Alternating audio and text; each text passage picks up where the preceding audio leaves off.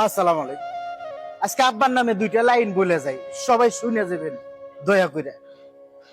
আমার বয়স যখন 7 থেকে 8, রমজান ঈদের 15 দিন আগে থেকে মার্কেট করবো, জামা কাপড় কিনবো, একটা আনন্দ।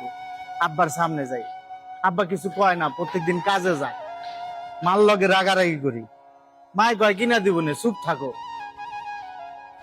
এভাবে চলতে চলতে রোজার 28 দিন দেখি আব্বা একটা প্যান্ট একটা জামা কিনে আনছে হাটে থেকে। আমরা তো গরিব মানুষ, তো আমরা তো শপিং টপিং কিছু বুঝি না, আব্বাও নিয়ে যায় না। শার্টটা ভালোই দেখা যায়, ফুল আছে, রং চং আছে, প্যান্টও সুন্দর দেখা যায়, কাপড় টাপড় তো চিনি না, পলেস্টারের কাপড়। আব্বার যা সাধ্য আসলো আব্বা তাই দিছে। আব্বা তো গরিব মানুষ, আমাকে মানুষ করতে তার অস্থির অবস্থা।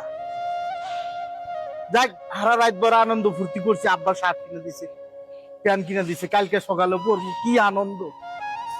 কালকে সকাল যখন হয়েছে, গোসল টোসল কইরা, এই শার্ট কইরা প্যান্ট কইরা মাঠে গেলাম।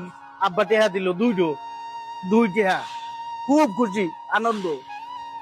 মাঠে থাক ঘুরে এসে দেখি যে আব্বা প্রত্যেকদিন যে পাঞ্জাবি পইরা মাঠে যায়, কাজে যায়, এই পাঞ্জাবি পইরা ঈদের নামাজ পড়ে গেছে। আব্বারে বললাম, আব্বা আপনি পাঞ্জাবি কেনেন নাই?